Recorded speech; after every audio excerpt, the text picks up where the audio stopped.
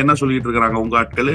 Ramp வாக்கு எங்க தளபதியை பார்த்து காப்பி அடிச்சிட்டாங்க, செல்ஃபி எடுக்கிறது எங்க தளபதியை பார்த்து காப்பி அடிச்சிட்டாங்க. இப்ப யாரு காப்பி அடிச்சிருக்காங்கன்றது உள்ளங்கை நெல்லிக்கனி மாதிரி தெரிஞ்சு போச்சு. இன்றைக்கு இளைஞர்கள் எதையெல்லாம் செய்கிறார்களோ, எதன் மீதெல்லாம் மோகம் கொண்டிருக்கிறார்களோ, அதை திமுகவும் கையில் எடுக்கிறதே என்கிற அந்த வருத்தத்தினுடைய வெளிப்பாடாகத்தான் இந்த கருத்துக்களை நான் பார்க்கிறேனே தவிர, திமுகவுக்கு காப்பி அடிக்க வேண்டிய அவசியம் இல்லை.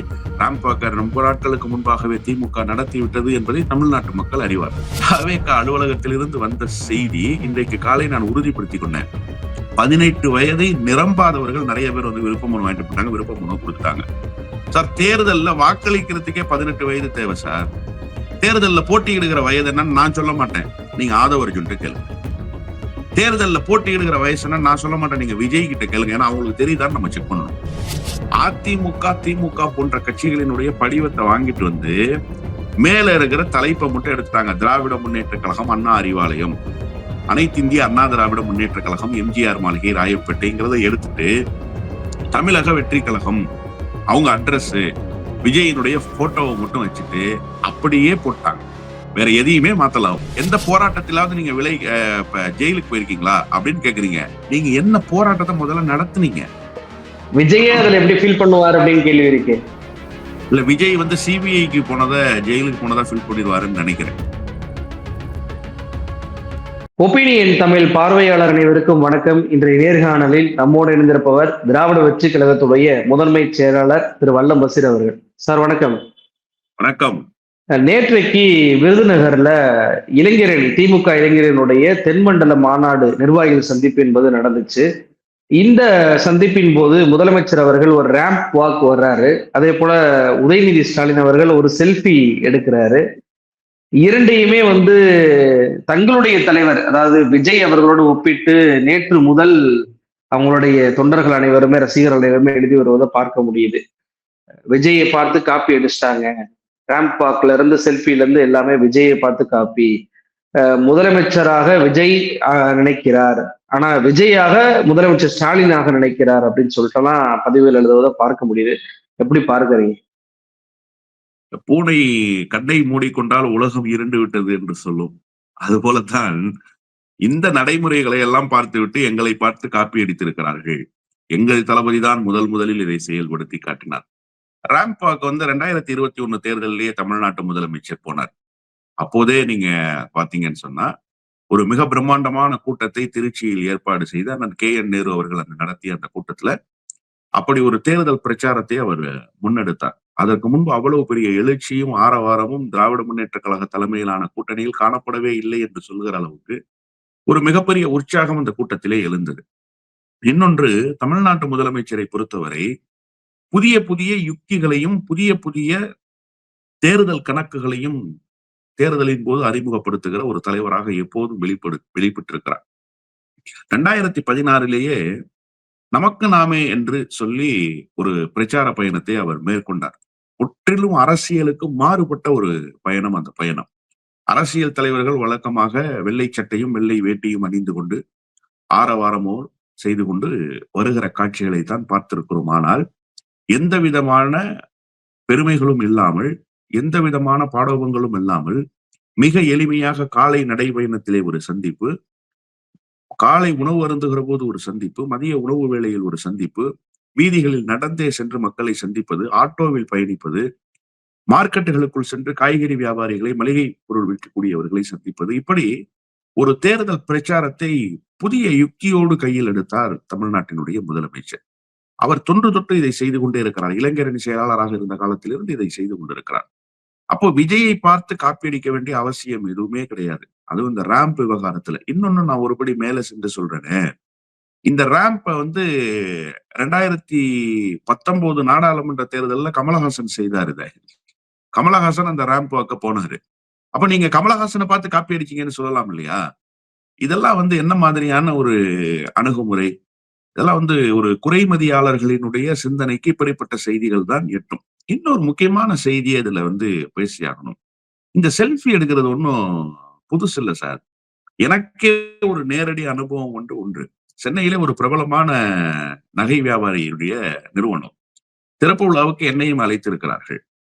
பிரதான சினிமாவினுடைய நடிகையாக மெலிர்ந்தவர் இன்றைக்கு உச்ச நட்சத்திரமாக இருக்கிறார். அவர் வந்திருந்தார். நான் சொல்வது 2017ஆம் ஆண்டு நடந்த கதை. அந்த திறப்பு விழாவை சென்னை அண்ணா நகரில் முடித்துவிட்டு ஆயிரக்கணக்கான இளைஞர்கள் அந்த நடிகையை காண்பதற்காக வந்திருக்கிறார்கள். எல்லோரும் நின்று கொண்டிருக்கிறார்கள். திறப்பு விழாவினுடைய வாயிலில் அவர் உடனடியாக தன்னுடைய கைபேசியை எடுத்து செல்ஃபி எடுத்தார். அன்றைக்கே நான் ஆச்சரியமாக பார்த்தேன். இந்த கூட்டத்தை இப்படி வளைத்து செல்ஃபி எடுக்க முடியுமா என்பது எனக்கு ரொம்ப ஆச்சரியமாக இருந்தது. ஆனால் அன்றைக்கு அவர் செய்தார். நான் சொல்வது கிட்டத்தட்ட 9 ஆண்டுகளுக்கு முன்பு. செல்ஃபி இவ்வளவு பிரபலமாகாத காலகட்டத்தில் அது நடந்தது. அப்ப நீங்க அந்த நடிகையினுடைய பெயரை இன்றைக்கு நான் சொல்ல விரும்பல. விஜய்க்கு ரொம்ப நெருக்கமான நடிகையாக கூட இருக்கலாம். அந்த நடிகையை பார்த்து தான் நீங்க செல்ஃபி எடுக்கிறத காப்பி அடிச்சீங்கன்னு சொல்லலாம் இல்லையா? ஏன்னா 9 ஆண்டுகளுக்கு முன்பு நடந்த சம்பவமாச்சே. இதெல்லாம் இந்தந்த சூழலுக்கு ஏற்ப ஒரு ட்ரெண்ட்ல என்ன இருக்கோ, மக்கள் எதை பயன்படுத்துகிறார்களோ, மக்கள் எதை ரசிக்கிறார்களோ, எதை ஏற்கிறார்களோ, அதற்கேற்ப யுக்திகளை மாற்றிக் கொள்றதுங்கிறது இருக்குல்ல. அதுதான் நீங்க லேட்டஸ்ட் அப்டேட்டுக்கு வருது. திமுக எப்பவுமே அப்டேட்டாவே இருக்கும். ஜெயலலிதா அம்மையாருக்கு நேரடியா என்னைக்காவது Facebook அக்கவுண்ட், ட்விட்டர் அக்கவுண்ட் இருந்த அந்த காலத்துல நீங்க பாத்தீங்களா? ஜெயலலிதா அம்மையார் உயிரோடு இருந்த காலத்துல கிடையாது. ஜெயலலிதா பேர்ல கூட அக்கவுண்ட் கிடையாது. அதுதான் ரொம்ப முக்கியம்.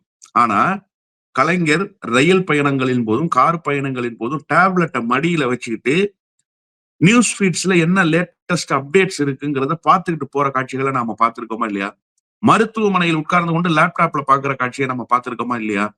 இன்னும் ஒரு படி மேல சென்று சொல்றேன். அட்மின் தான் பாத்துக்கிட்டாரு அப்படின்னு இடது கையால ஒதுக்கிட்டு போவாங்க. ஆனா கலைஞர் நோய்வாய்ப்பட்டு பேச்சு மூச்சு இல்லாமல் பெட் ரிட்டன் ஆனார் இல்லையா? அதன் பிறகு அவருடைய Facebook தளத்துல எந்த பதிவுமே இல்ல சார்.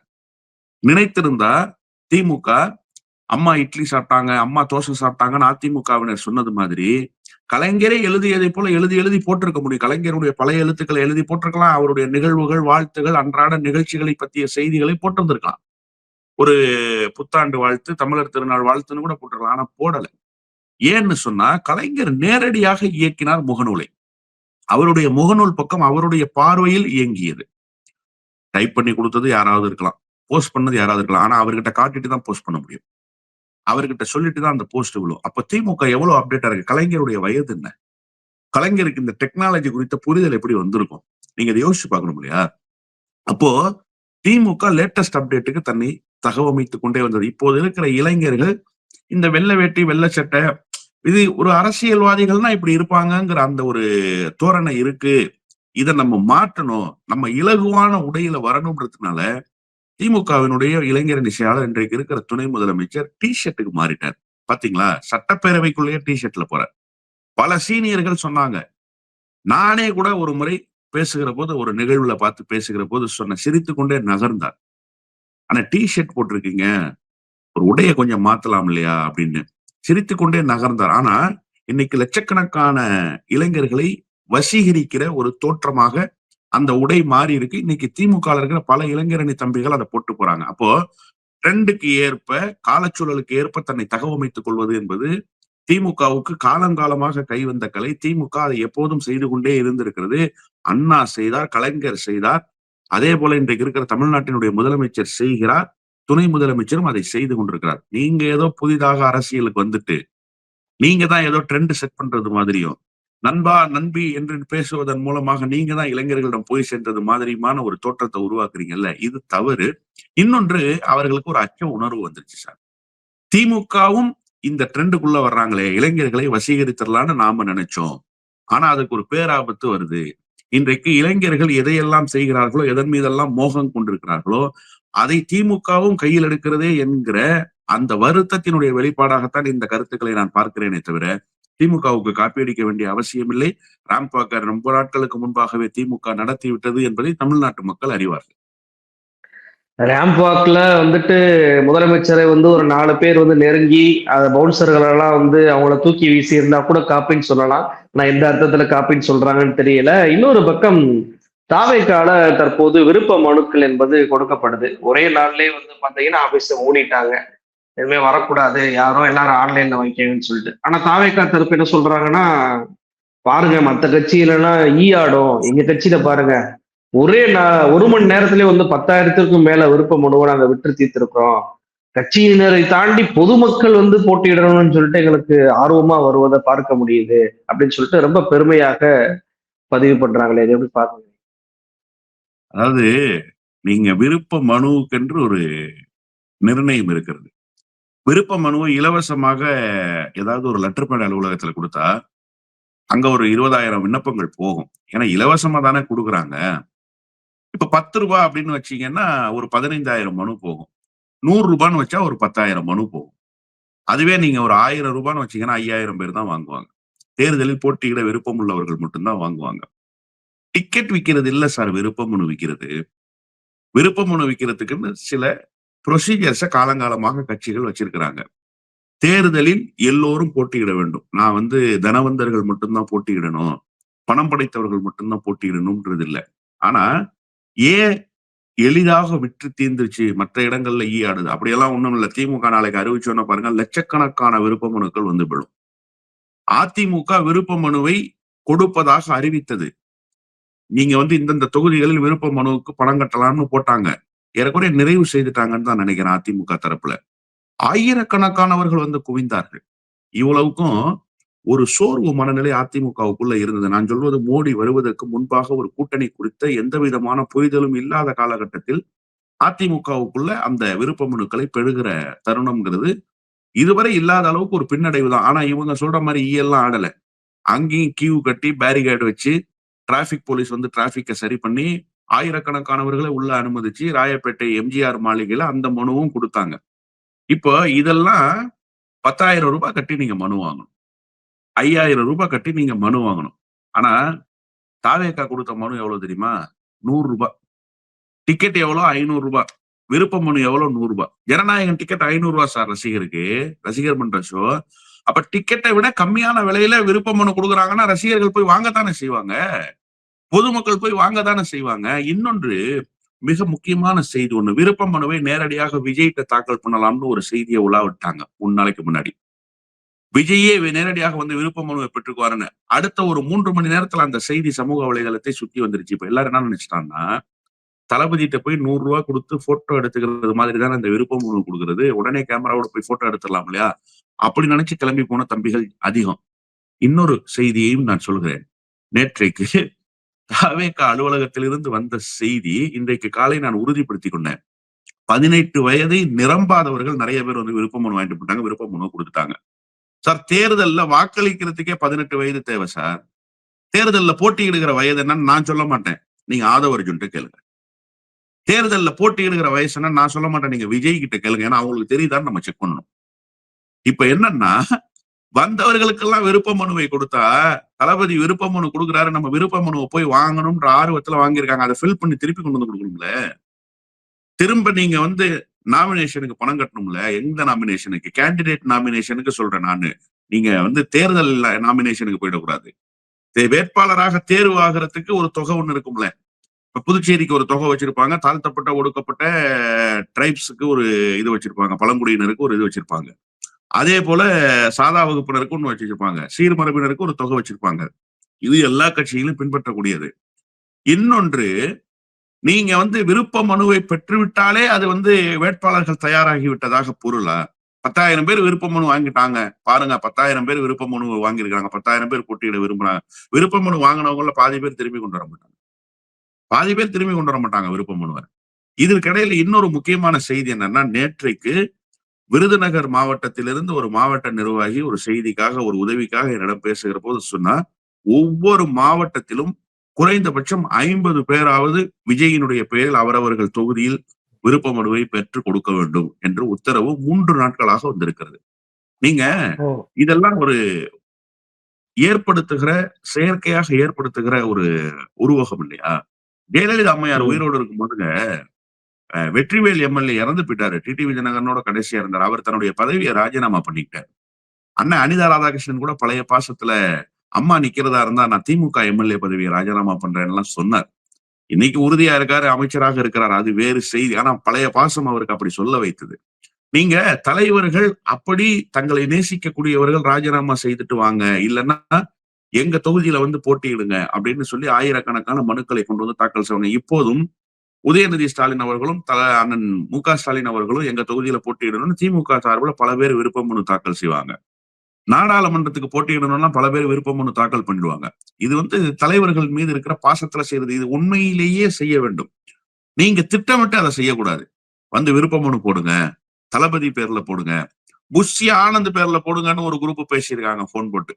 வாங்க புஷி ஆனந்துக்கு எல்லா மாவட்டத்திலையும் விருப்ப மனு போடுங்க அப்படின்னு சொல்லி. அப்போ இதெல்லாம் எதை காட்டுகிறது என்று சொன்னால், ஏதோ தேர்தலுக்கு ஒரு மிகப்பெரிய உற்சாகம் பிறந்து விட்டதை போல தாவேக்காவில் சாறை சாறையாக எல்லோரும் விருப்ப மனுக்களை பெறுகிறார்கள் என்பது போன்ற ஒரு தோற்றத்தை உருவாக்குறது இருக்குல்ல. இதெல்லாம் என்ன ரிசல்ட்ட கொடுத்துரும்னு நினைக்கிறீங்க? 100 ரூபாய் வச்சதுனால 10 பேரை கூப்பிட்டுட்டீங்க. நாளைக்கு எலெக்ஷன் நிக்கிறதுக்கு ஆள் வருவாங்களா? இப்ப 234 தொகுதிக்கு கேண்டிடேட் ரெடி ஆவாங்க. ஏன்னா இப்ப பணம் எல்லாம் கொடுக்க போறதாக சொல்றாங்க. இங்க அண்மையில வந்திருக்கிற செய்திகள் எல்லாம் பல கருப்பு பணத்தை வைத்திருக்கிறார் விஜய் என்கிற செய்திகள் எல்லாம் சொல்றாங்க. பணத்தை கொடுப்பார்கள். இந்த பணத்தை பெற்றுக்கொள்ளலாம் என்று சிலரும், விஜய் மீது இருக்கிற அன்பில் அவரோடு இருக்கிற அரசியல் பயணத்தில் சிலரும் போட்டியிடுவார்களே தவிர, இந்த 10,000 15,000 விருப்ப மனுக்கள் பெறப்பட்டார்கள் என்று சொல்வதெல்லாம் இந்த 100 ரூபாயின் காரணமாக வந்ததினுடைய விளைவுதானே தவிர, ஒவ்வொருவரையாக அழைத்து வந்ததினுடைய விளைவுதானே தவிர, தன்னெழுச்சியாக ஏற்பட்டிருக்கிற ஒரு தேர்தலுக்கான மகிழ்ச்சியோ அல்லது விருப்ப மனு பெற வேண்டும் என்கிற நோக்கமோ இல்லை என்றுதான் நான் புரிந்து கொள்கிறேன். நீங்க சொல்வதை போல காலங்காலமாக திமுக அதிமுக விருப்ப மனு என்பது ஒரே தொகைதான். அது 10,000 5,000 அப்படின்னு பிக்ஸ் பண்ணியிருப்பாங்க. போட்டியிட விருப்பம் உள்ளவர்கள் மட்டுமே அதை வாங்கிட்டு போவதை பார்க்க முடியுது, திருப்பி ஃபில் பண்ணி கொடுப்பதை பார்க்க முடியுது. ஆனா இங்க 100 ரூபான்னு வச்சுட்டு போய் ஃபில் பண்ணிட்டு திரும்ப வரும்போது 10,000 ரூபாய் கட்டணும் அப்படின்றதே ஒரு செயற்கைத்தனமாக அதிகமாக விற்பனையானது அப்படின்னு சொல்லி காட்டுவதற்காக பண்ணுவதை பார்க்க முடியுது. இப்போ இவ்வளவு பேர் வாங்கிட்டு போயிட்டாங்க. வாங்கிட்டு போனா ஃபில் பண்ணக்கூடிய காலங்கள் அத்தனையுமே பகீர்னு இருக்கு அப்படின்னு சொல்லிட்டு தகவல் வருது. குறிப்பாக தாவேக்காவுடைய போராட்டங்கள்ல கலந்து கொண்டு சிறை சென்றிருக்கிறீர்களா அப்படின்னு சொல்லிட்டு அந்த காலம்ல ஃபில் பண்ண சொல்லிருக்காங்க. இது எப்படி ஃபில் பண்றது தெரியலையே அப்படின்னு சொல்லிட்டு சமூக வலைதளத்துல அவங்க கட்சியினரே பதிவு பண்ணுவதை பார்க்க முடியுது. இதை எப்படி புரிஞ்சுக்கிறது? இல்ல, அதுல ரொம்ப முக்கியமா என்ன அப்படின்னு சொன்னா, இந்த விருப்ப மனு பெறுவதுங்கிறது இருக்குல்ல, நீங்க ஒரு தொகையை செலுத்தி அதை வாங்கிட்டு போறது அப்படிங்கிறது விருப்ப மனுவோடு சேர்த்து தான். நீங்க விருப்ப மனுவை வாங்கிட்டாலே அந்த ஃபில் பண்ணி கொண்டு கொடுத்துடலாம். இப்ப இதுல ஒரு புரிதல் வேண்டி இருக்கு. நீங்க சொன்னதன் மூலமாக எனக்கு அது தெளிவுபடுத்தணும்ன்ற ஒரு நோக்கம் வந்தது. என்ன அப்படின்னு சொன்னா, பாருங்க மத்த கட்சியெல்லாம் 10,000 ரூபாய், எங்க தளபதி ஏழை மக்களுக்காக கட்சி நடத்துறார், 100 ரூபாய் கொடுக்குறாரு. சார், எந்த கட்சியிலையும் படிவத்தை காசு கொடுத்து விற்க மாட்டாங்க. இவங்க கட்சியில மட்டும்தான் 100 ரூபாய்க்கு விற்கிறாங்க. மற்ற கட்சிகள் எல்லாம் நீங்க பணம் கட்டணும்னா, பணம் கட்டும் போதே அந்த ஃபார்மை ஃபில் பண்ணி நீங்க கொடுத்துடலாம். இங்க என்னன்னா ஃபார்மை வாங்கிட்டு போயிடுறாங்க 100 ரூபாய் கொடுத்து. அதுக்கப்புறம் பணம் கட்டி தான் நீங்க உங்களுடைய விருப்பத்தை தெரிவிச்சு நீங்க எந்த தொகுதியில போட்டியிட விரும்புறீங்கன்ற டீட்டெயில கொடுக்கணும். அப்போ மற்ற கட்சிகள் செய்யறதை விட கூடுதலான தொகையை தான் தமிழக வெற்றி கழகம் வாங்குறாங்க அப்படிங்கிறது ஒரு உண்மை. இதை நம்ம தெளிவுபடுத்த வேண்டியிருக்கு. அடுத்து, நீங்க அந்த காலம்ல இதெல்லாம் கேட்டிருக்கிறாங்க, இது எப்படி ஃபில் பண்றதுன்னு தெரியல அப்படின்னு. இதுக்குதான் சுய புத்தின்றது ஒண்ணு வேணும். கட்சியில நீங்க எத்தனை ஆண்டுகளாக இருக்கீங்க அப்படின்னு கேட்கிறதே முதல்ல தவறு. ஏன்னா கட்சி தொடங்கிய 2 வருஷம் தான் ஆகுது. அதை கேட்கிறாங்க, எத்தனை ஆண்டுகளாக இருக்கீங்க அப்படின்னு. இது என்னன்னா, அதிமுக திமுக போன்ற கட்சிகளினுடைய படிவத்தை வாங்கிட்டு மேல இருக்கிற தலைப்பை மட்டும் எடுத்துட்டாங்க. திராவிட முன்னேற்ற கழகம், அண்ணா அறிவாலயம், அனைத்து இந்திய அண்ணா திராவிட முன்னேற்ற கழகம், எம்ஜிஆர் மாளிகை, ராயப்பேட்டைங்கிறத எடுத்துட்டு தமிழக வெற்றி கழகம், அவங்க அட்ரஸ், விஜயினுடைய போட்டோவை மட்டும் வச்சுட்டு அப்படியே போட்டாங்க. வேற எதையுமே மாத்தல அவங்க. இப்ப திமுக கேட்கும், திமுக நடத்திய போராட்டங்களில் சிறை சென்றிருக்கிறாங்க. ஆயிரக்கணக்கான போராட்டங்கள் இருக்கு. மிசா தொடங்கி தடா சட்டத்தை எதிர்த்ததிலிருந்து, எஸ்பாட் எஸ்மா சட்டத்தை எதிர்த்ததிலிருந்து எவ்வளவோ போராட்டங்கள் இருக்கு. விலைவாசி உயர்வு போராட்டம் இருக்கு, பால் விலை உயர்வு போராட்டம் இருக்கு, ஈழத்தமிழர்களுக்காக போராடியதற்கு, இப்படி சொல்லிக் கொண்டே போகலாம். அதிமுக கூட பல போராட்டங்களை நடத்தி இருக்கு. அதிமுகவுக்கு ஒரு பெரிய வரலாறு இருக்கிறது. அந்த அம்மையார் ஒரு காலத்துல நகர ஒன்றிய செயலாளர்களுடைய நியமனத்தையே சிறை சென்றதை பார்த்துதான் நியமிச்சாங்க. நேர்காணல்கள் நடத்தினாங்க. ஒவ்வொரு மாவட்டத்துக்கும் நேர்காணல்கள் நடத்தினாங்க. அதுல 3 கேள்வி 4 கேள்விகள். அதுல ஒரு கேள்வி, பிளவுபட்ட அதிமுகவில் நீங்க அணிக்கு ஜே அணியில எந்த அணியில இருந்தீங்கிற கேள்வி. அவர் உண்மையிலேயே தன்னுடைய அணிதானான்றதை தெரிஞ்சுக்கிறதுக்காக. இன்னொன்று, நெருக்கடியான காலகட்டத்தில் அந்த டான்சி வழக்குல ஜெயலலிதா அம்மையார் சேர்க்கப்பட்ட போது போராட்டங்கள் நடந்து கைது செய்யப்பட்டு பலரும் ஜெயிலுக்கு போனாங்க. அண்ணன் தம்பிதுரை மாதிரியான ஆட்கள்லாம் ஜெயில இருந்தாங்க. அப்போ ஜெயிலுக்கு போனீங்களான்ற கொஸ்டின் இப்படி எல்லாம் நேர்காணல்ல கேட்டாங்க. அந்த மாதிரி நீங்களே சார் கட்சி தொடங்கி எத்தனை நாட்களாக இருக்கிறீர்கள்னு கேட்டா யாரை கேட்கறீங்க? செங்கோட்டையனை கேட்கறீங்களா? கட்சி தொடங்கி எத்தனை நாட்களாக இருக்கிறீங்கன்னு சொல்லி. கட்சி தொடங்குனதுல இருந்து உங்க கூட இருக்கிறவங்க தான் சார் அந்த மனுக்களை வாங்கி இருக்கிறாங்க. இன்னொன்று எந்த போராட்டத்திலாவது நீங்க இப்ப ஜெயிலுக்கு போயிருக்கீங்களா அப்படின்னு கேக்குறீங்க. நீங்க என்ன போராட்டத்தை முதல்ல நடத்துனீங்க?